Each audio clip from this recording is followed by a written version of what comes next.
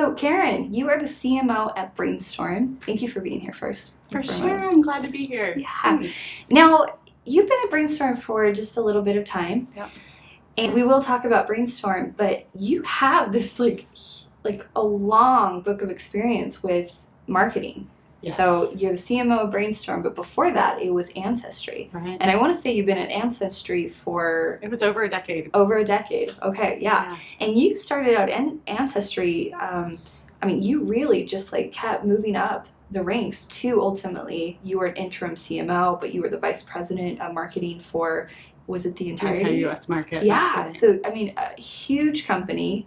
But I would love to know more about your start in marketing and kind of that evolution to where we see you now. Sure. How far back do you want me to go? Let's start at the beginning. Okay. So it's a quick story. When I was growing up, my dad was an engineer, wannabe math professor. And so when I was even in first grade and he would help me with my math, we would eventually convert from addition to algebra. So I had this love for data and analytics rooted from very young. And then when I was in undergrad, I had a professor that said, you have this whole analytic and math side. You really should try and focus on developing the literature and communications side as well. And so I had both of those, that background, and I totally envisioned myself as being an attorney. So after school, I was accepted into a law school. Right, to Radford. Yeah. Criminal justice. That's right. So that's why, because my path in my mind was that I was going to be an attorney. And I was accepted into a law school in Washington, D.C. But as I was working at companies, I kept looking over at the teams who were working on communications and thinking about revenue and figuring out how to communicate with customers and add value. And so I actually deferred my acceptance to law school and started to pursue an executive MBA program because I felt like marketing was this complete synergy of my data background and love for numbers and analytics and communications and literature and people. I think marketing is a people business, really. Absolutely. And those three overlap and have such kind of synergy in the middle that it just felt so right. And I kind of don't know how I'd missed it all along. And it felt like I had found the thing that would fulfill me in multiple areas instead of just one. So that's kind of how I got into marketing in the first place. And so I, went and pursued the MBA and went from there and started right after school in a career. And I was always in marketing positions after that. So most people assume that marketing is more of just the creative outlet. Like you just, I know. I mean, we get a lot of interns that come in and they're like, oh, so all day I'm going to be brainstorming. It's just going to be this really cool think tank. And right. I think the biggest myth buster is when we hand them a bunch of data and spreadsheets, and that's what they deal with day in and day out. So what are the other myths of marketing? Yeah, that was always a joke. And it was a friendly joke all the time in the MBA program between the finance team and the marketing team about how they were only numbers and we were only creative. And that's so not true, right? I mean, again, it's kind of really the blend. You're working with both. Humans, and you have to have certain patterns and avatars, and then well, now it's like digital, so everything is tracked and related. So yeah. Yeah.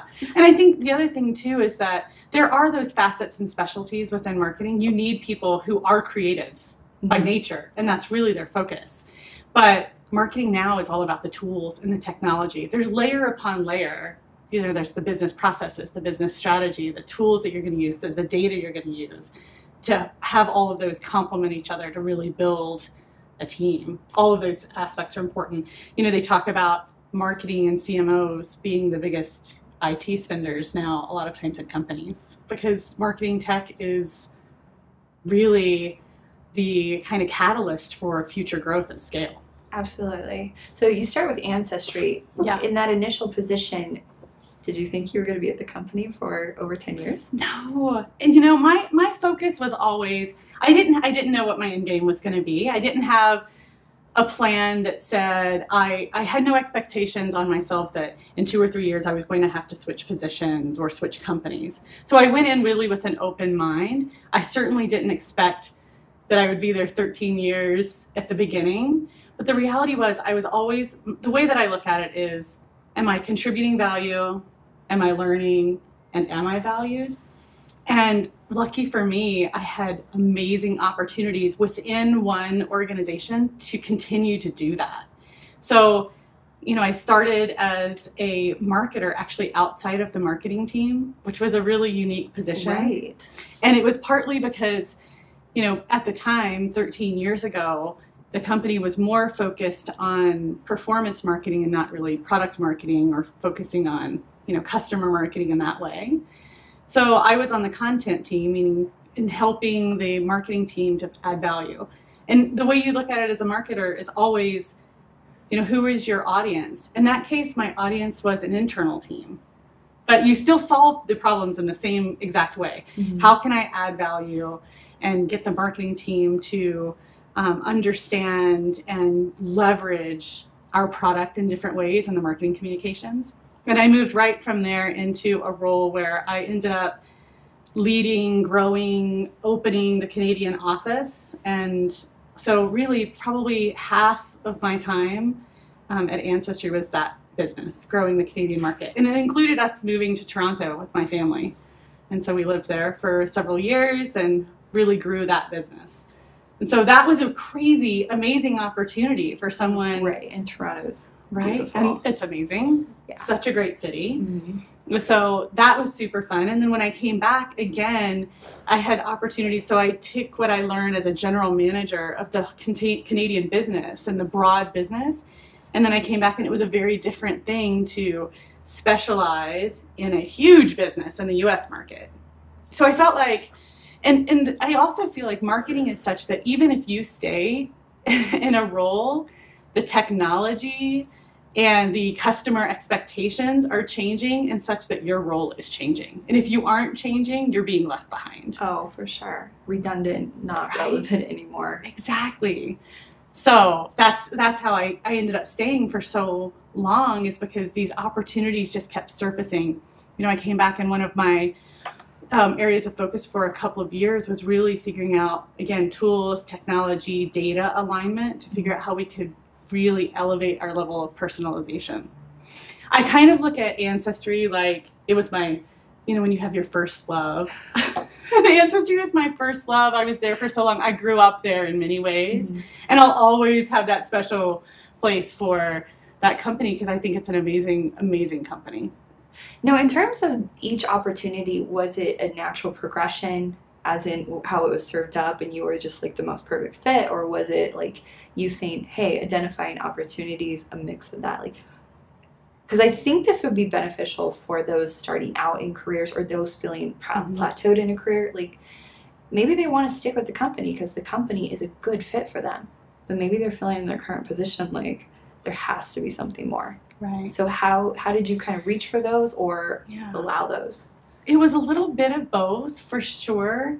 I don't think it's probably fair to ever say it was all luck and it was all, you know, it was a really good combination of those things.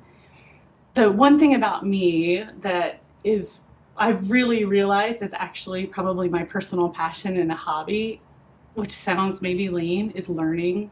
I love to learn. If I could have been a student my whole life, I would have totally stayed in school. Same. Right? And then I thought the next best thing might be a professor. So I still say when I grow up, I want to be a professor because it would keep me in the university environment and that I'd be continual learning. So I treat everything like that. Mm-hmm. I treat my position, leadership, learning skills. I treat my family and being a mom in the same way. I'm just constantly learning. I'm looking around and trying to glean what I can from everyone. That you can get amazing insights from everyone. You know, I remember years ago showing up at a conference, a marketing conference that I was invited to, and they asked me to speak. And this was when I was at Ancestry, a B2C company. And I realized it was really a B2B conference. And how there was miscommunication, I don't know. But I show up, and you could have, in that moment, it would have been easy to say, well, this actually doesn't apply to my job today. And so, shoot, waste of time. Mm-hmm. But I don't approach anything like that. I was there, and I thought, what can I learn? whether it's getting out of your own day-to-day life and trying to look at something from a different angle, whether it's an analogy that then you can apply to your position, whether it's networking and meeting someone who can help you solve a problem. So going back to kind of those positions all along, I just love learning, and I'm constantly trying to figure out what more I can do. And so I think those opportunities kind of presented themselves in that way because, leaders are always trying to solve problems. Mm-hmm. So, and, there was luck, some good timing. There was good timing for some of those opportunities. And you were prepared for it though. Like even if the timing comes, you showed up, you met them halfway with that preparation. But I do find that education and that love of education, what goes along with that is this fresh take, the fresh eyes, the willingness to always look at it as if it's the first time. And I think that makes really good marketers, but also leaders, which you've clearly been in leadership roles for the last many, many years. Right. So coming to Brainstorm, and you were on, you had a break between Ancestry. What was it about Brainstorm that could entice you? Not only from a company that you loved and had all this history with, but I mean, you were on a sabbatical. You were taking time to enjoy life fully. So what was it about Brainstorm that enticed you? And then we will talk about Brainstorm. Sure. I mean, Brainstorm being a really unique company. It really is. So I had all 4 of my babies while I was at Ancestry. In fact, I actually was hired when I was 8.5 months pregnant at Ancestry. So I've never not worked. Mm-hmm. And long, hard, focused, passionate hours. And so, stepping away, I really wanted to focus on, for a while, my family. I really did. I wanted to spend that time with them, and it was worth every second of that time. It was wonderful. And as I was looking, I really thought about what did I want next. The table stakes for me were a high growth company, a technology SaaS company, mm-hmm. and the differentiator was culture. So those were kind of the things that I was really looking for. And I wanted to make sure that the thing that was really enticing to me is that as you grow in your career, the expectations of you at each level are very different. And that's one thing that actually can really trip people up, right? As you kind of are promoted, your job becomes very different, and you become more of a leader that is trying to get value out of your team than doing a lot of the work yourself. Right, having vision, being able to say we're all moving in this direction versus and I love that. Mm-hmm. I love that.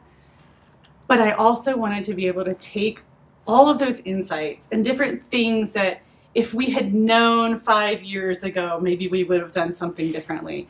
And once you get to be $1 billion company and you're a company of that size, it's a little more complicated sometimes to go back and tweak something. Whereas if you start with a company that's a little bit in its earlier stage of growth, you can really apply those insights in a way that can really make a difference. Mm-hmm. So I stepped away thinking, high growth, technology, culture is a differentiator, but I was looking for something smaller, very intentionally. The thing that really differentiated Brainstorm for me was the culture. And it checks all those other boxes in an amazing way. And honestly, I had some awareness of Brainstorm because at one of the award events in the community, I had seen them win an award for their team, as a great place to work. And it was kind of in the back of my mind. But they really are, and they have been written up as a hidden secret Utah gem, right? They are not really prominent, flashy type of company. And yet I dug in and I met the 2 founders, and I honestly, probably from that first meeting, kind of, fell in love a bit and just thought, these men have such high values and are so genuine and yet so wicked smart. And that combination to be leaders of a company is amazing. And there are amazing companies. I had the opportunity to meet with other phenomenal leaders in the community. So I have a lot of respect for what we're doing here in Utah and the companies who are here. But I also felt like I could really also bring value to Brainstorm because we can scale through marketing. They've been scaling all these years really through a sales-focused company. And so I can make a big difference. So all of those things united, and it just, sometimes you just know in your gut, and then you have to work through the process and the timing and do your due diligence. It's like the marketing. I'm going to do my data and then my analytics, and I'm going to think about the people, and I want to make sure I'm doing the right thing. But my gut knew when I met them that it was going to be a great union. A little foresight into the future there. I love it. Right. Now, when I looked at Brainstorm, I think I was like you. I knew Brainstorm existed. I didn't realize they've been around since 1995. Right. And I also, when I first met someone from Brainstorm, we were on the board together, the same board you and I are on now for Silicon Slopes. I did not pick up that they were a SaaS company. It just didn't. You know, they became a SaaS company. Okay. That's the thing. You know, and there actually were some analogies also from my experience, again, looking back to Ancestry and then applying that at Brainstorm. You know, just for a quick second, Ancestry started out as a publishing company, you know, and then became a SaaS subscription company that was really focused on family history. Now they're a consumer genomics company. Like, that's an amazing transition. And Brainstorm started as a services training, more, you know, people in publishing. They were publishing papers and things to really, what they do, I guess I should clarify too what they do, is they looked at the fact that more and more companies were increasing their investments in enterprise technologies, and yet no one was really focused on how we could really encourage change and adoption through those tools. Because as an employee, most people don't think of their day job focus to figure out how to be amazing experts at tools that they use every day. I think yesterday I had this thought in my mind that it's kind of like your fork. You expect your fork to be there at every single meal, but you never think about it. Right. It's just something you just take for granted. Your office tools, Outlook and Excel and PowerPoint or OneDrive, you kind of skip over in your mind thinking about how to really optimize your usage of those tools because they're your fork and you're getting to your day job. Well, Brainstorm saw that and felt like, how can we change the way people work through change and adoption of those kind of enterprise tools? It's fascinating, right? It totally aligns with my appreciation and love for learning and being better because it really gets at the heart of changing the way people work every day. Like, why do we have so much more technology and tools and apps in the world, and yet we're busier than we ever have been before? Who is tackling that issue? And Brainstorm is trying to tackle that issue. So that's really kind of what they do and what they focus on. And so they went from kind of services and training at company levels, and then they built an intelligent learning platform and became a SaaS company in the last, 5 years. And they're really customizable. I know that they adapt to the industry, to the actual company, to the individuals and learning styles within the company. And I kept thinking how much money they just must save companies, because within companies you might get divisions that decide to go purchase another tool, not knowing their current tool offers all of that and it's already integrated. Oh yeah. So right. Case study wise, you have to know that you're supporting like big enterprise with like bottom line value. Oh yeah. And then the people. Duplicate software, change in adoption. I mean, how many of us have gotten an email or something from IT saying, we just launched this tool, use this. And then you as an end user, again, think, I don't exactly know how to use that tool. I mean, I had an experience where during budgeting cycle, we had a note that said, really use OneDrive, please don't use Dropbox. And in the moment, I mean, that's a perfect case scenario where in the moment I was thinking, I've got budget to do, and that is a big deal. And me needing to learn a new tool at the same time as my day job is focusing on budgeting was a conflict of my focus. And so, again, that's kind of what they get at. So duplicate software, return on, ROI on the enterprise investment of technologies. How do people use it over time? The technology now, it's no longer that, almost all technology is no longer that you have an update And then 3 and 5 years later or something, you have another update.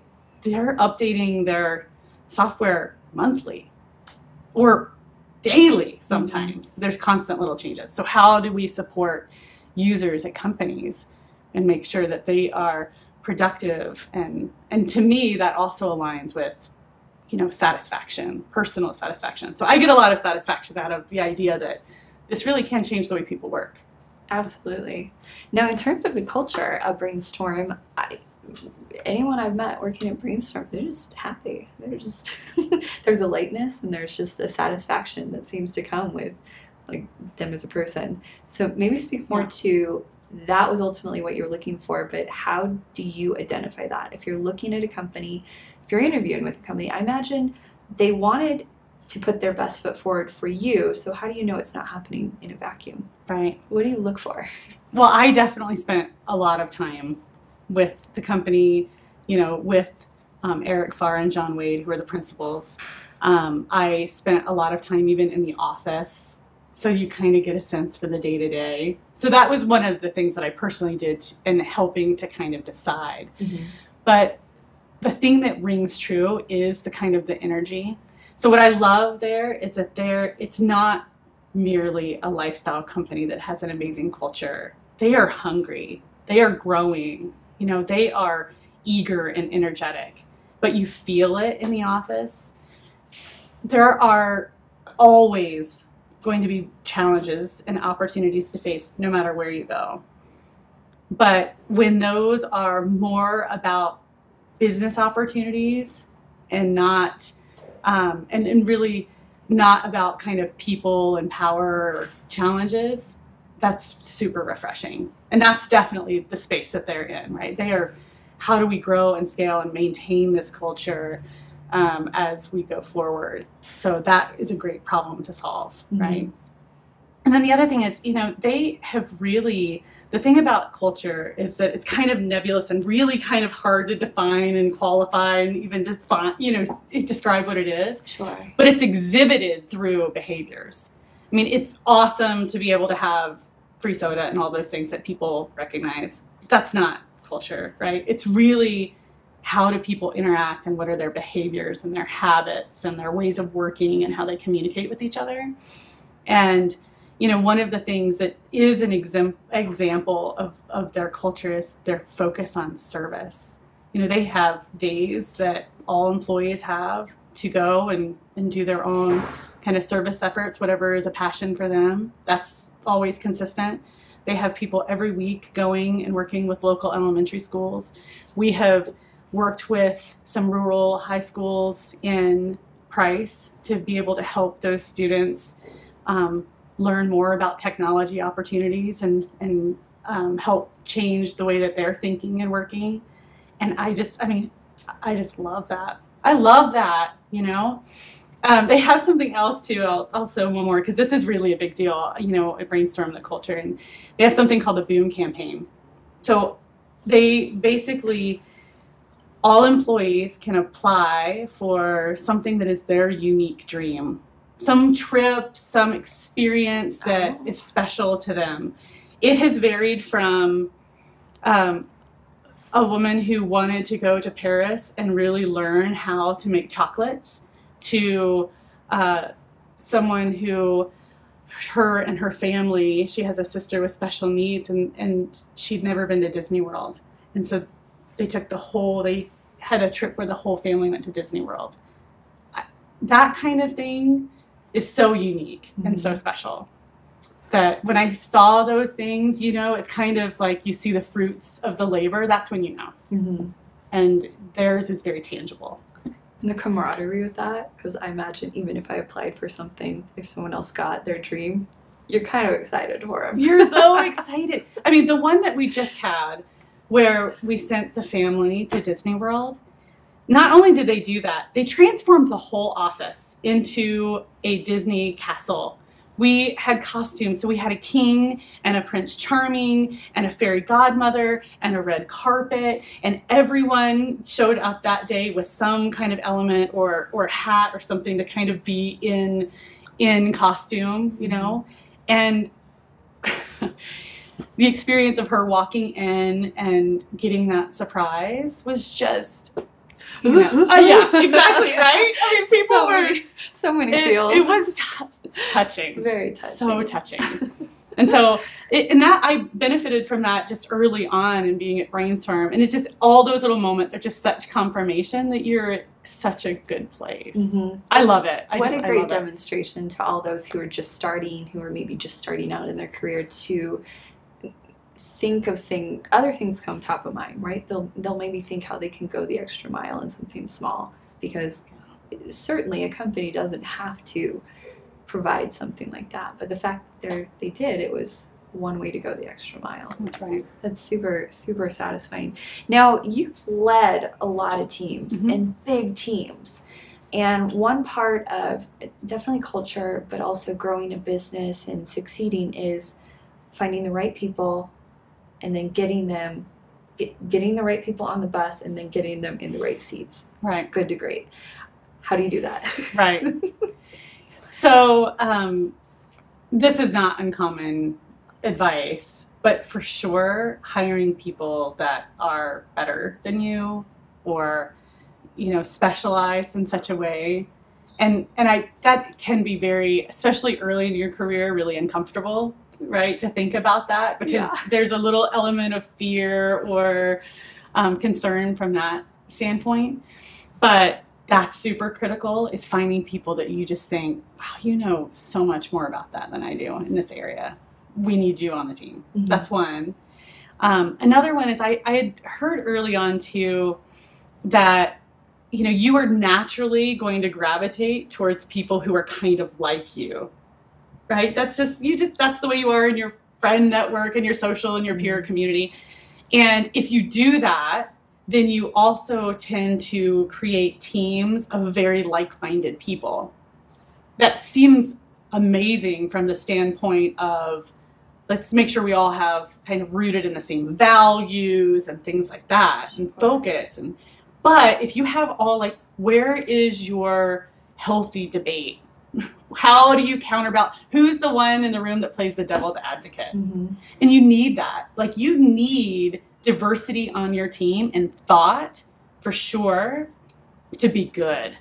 And so forcing yourself sometimes to look at someone on the team and think, wow, you're really different, and you're coming at that from a way different angle than I would. Perfect. That's perfect. We need you on the team. Mm-hmm. So, thinking about kind of the building blocks of a team there's multiple layers to that. And I definitely do think that there is something to be said for, as you're talking to people, your first conversation is just to go, is there a fit? Does this work? Can we see each other together? Because that is, to me, a non-negotiable. Because you will find people with resumes that are just so amazing. And it doesn't mean that they are not an amazing person or an amazing asset, but it might not be a fit for the company, and that's okay. It's better to recognize that really early on than try and force something that isn't going to be a fit. Certain environments and cultures, people value things very subjectively, and so it's about fit. So, and how would you identify? Let's say you have someone on your team and they're not pulling their weight, or they're not doing the thing, or it just doesn't seem like it's a good fit for them down the road. How do you approach that? What is your first go-to, and then maybe the second and third? That, I was thinking about, that is probably the one thing that keeps me up sometimes at night. Mm-hmm. There's probably one or two, but that one is probably the one that's consistently would. And that is, are we doing right by people? And is it a good value exchange there, all in? Mm-hmm. And so I think really investing in mentoring is worth it, right? You really want to make sure that you've done everything you can. You kind of never want to walk away with regrets and go, man, I did not handle that well. I mean, that's the kind of thing that what I really mean is keeping me up at night thinking, I want to do right by people. Right. And the reality is, and actually, Eric Farr, one of the principals, said this, and I love this. He said, and I fully agree, a lot of times when you're talking to people and understanding on their team, it is only right to give them feedback, and to give them feedback basically in love, right? And out of care and concern for them.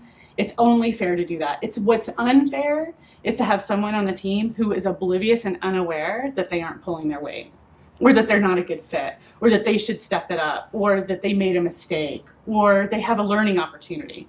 What's unfair and shows probably a lack of concern is to not give them that feedback.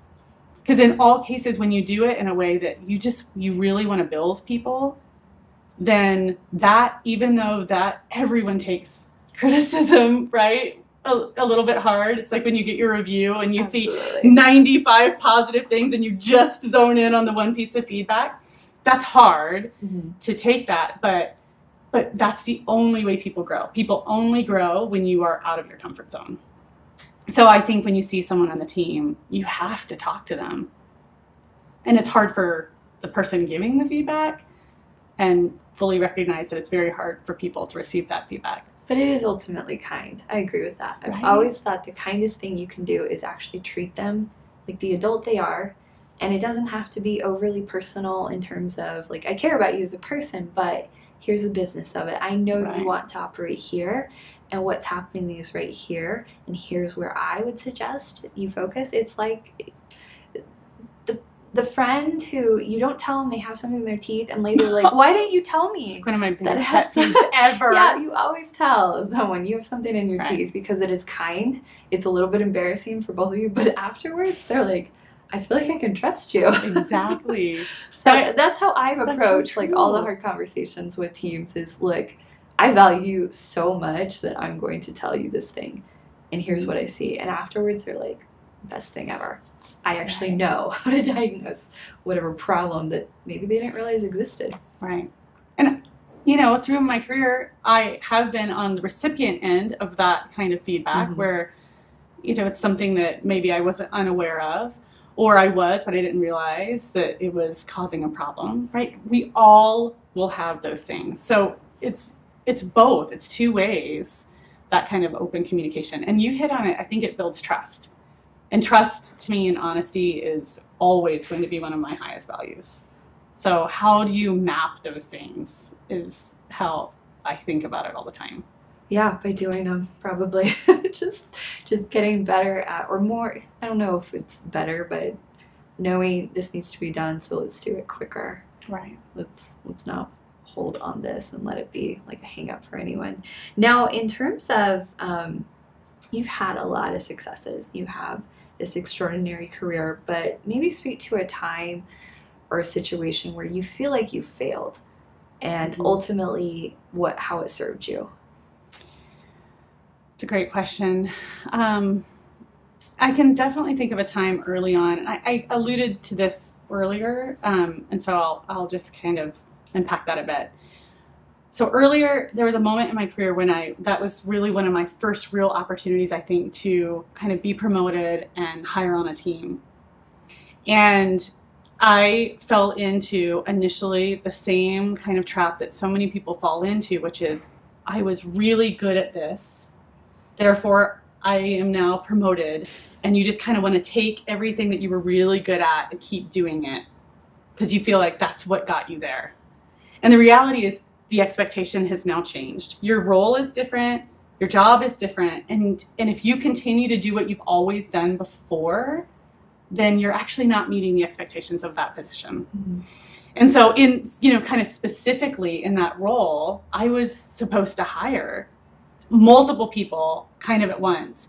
And I think I had this moment where I hesitated and I stalled and thinking, how does this align with, okay, so what I'm going to keep doing this, and then how do I build people around me and that kind of skill that I've been doing, and how do I grow?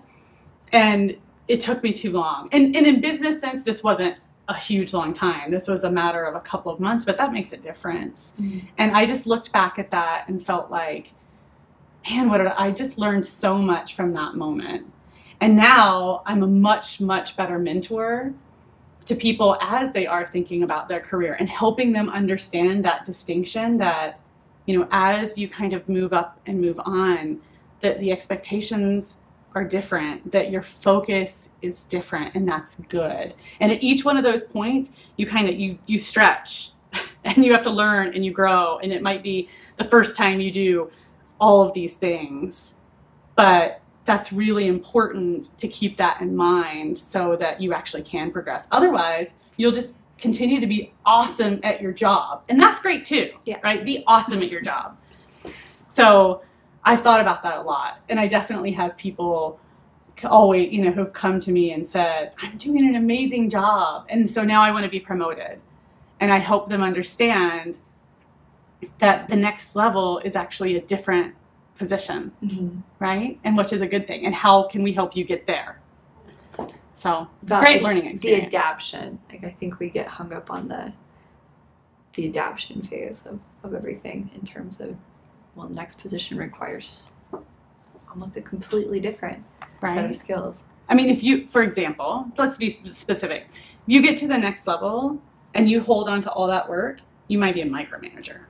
If you hold on to all of that work, you probably aren't delegating well, right? And then if you think about it in the opposite sense and think about being, a team member there, you don't want to be micromanaged and you want to be empowered to do good work.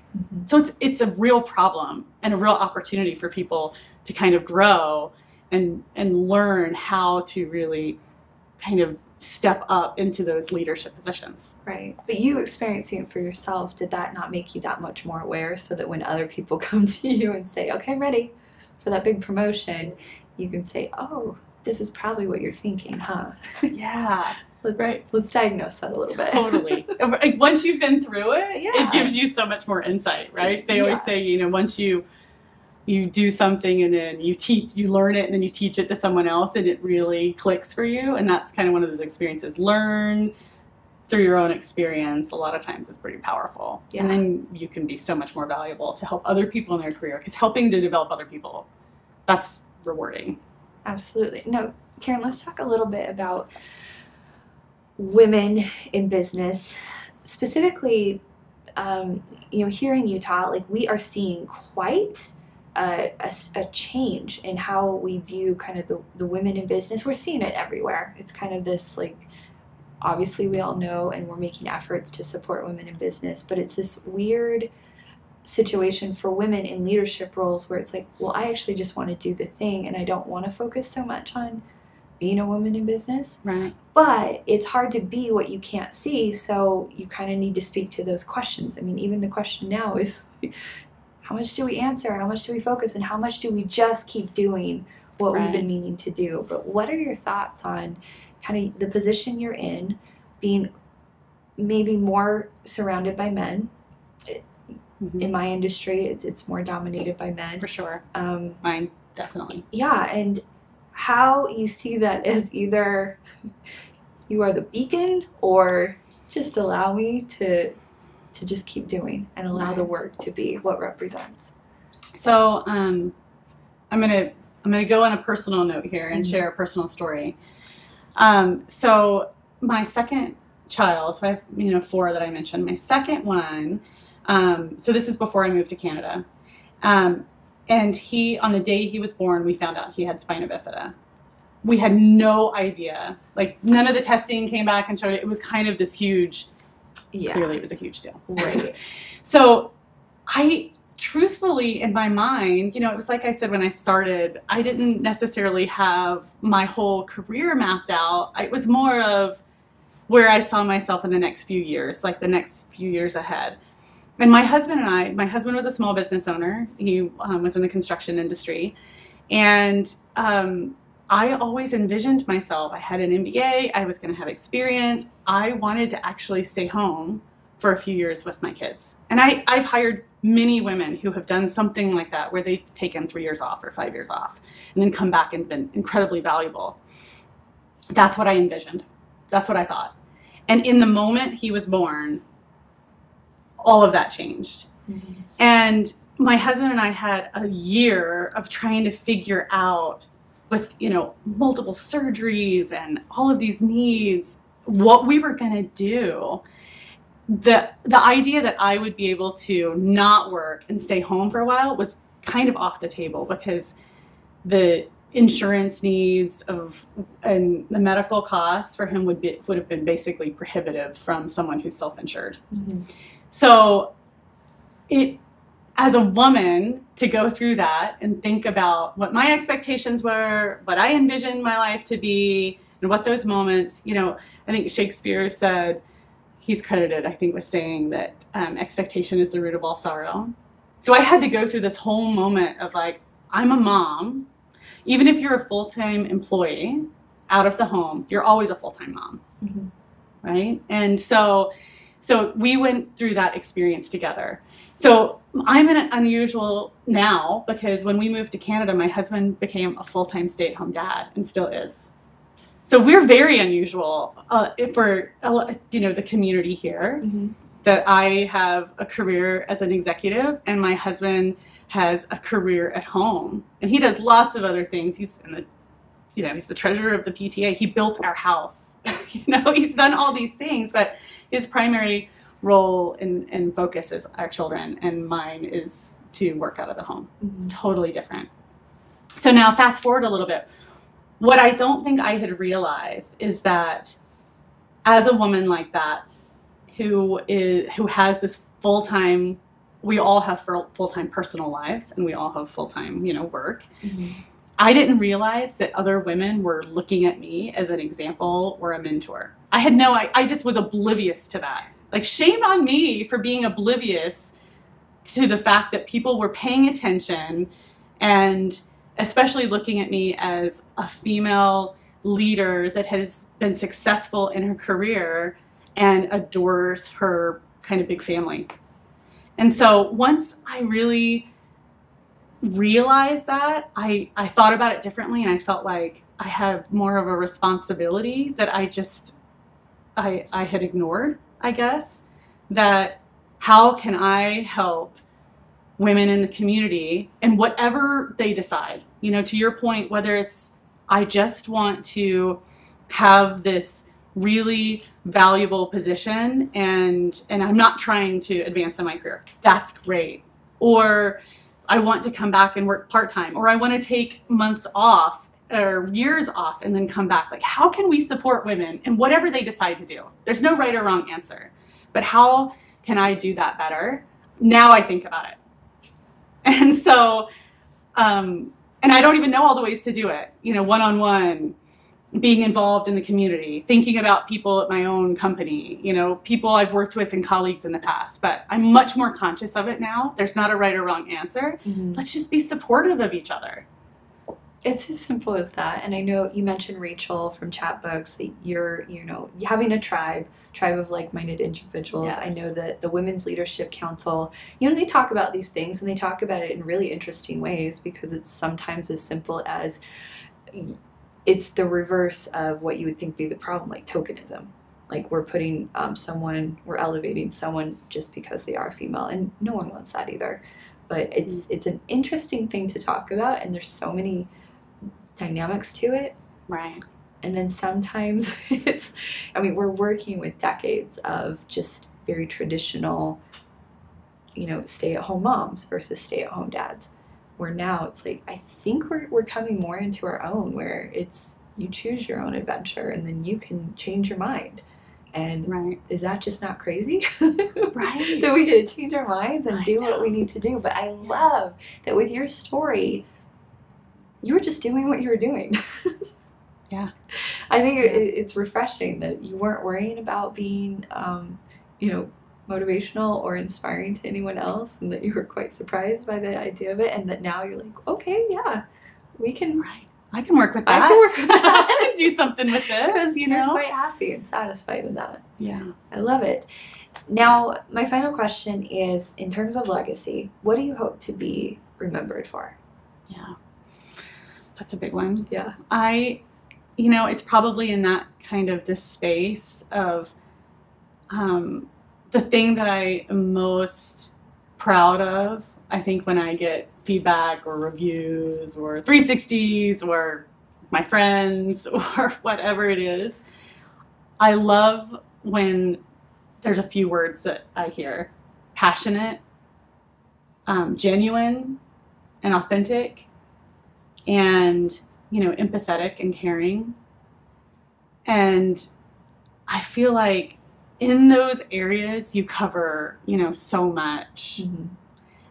And you can apply that to how, again, my life at home and you're just your life, right? Like there is no compartments of your life. Like your life is your life. You are who you are at work and at home. And if I am known for being genuine and authentic and passionate, and caring, yes, right? And then that's at the heart for me of what it's really about. I mean, for sure, I hope that there are big things that people can say, she really added value there. She really changed this.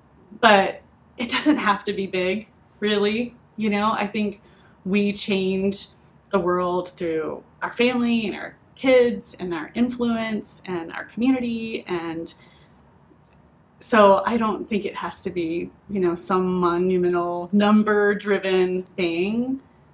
But I think it's the heart. I think it's the heart of it. And I truly believe, Rachel and I both just finished reading a book called The Happiness Advantage.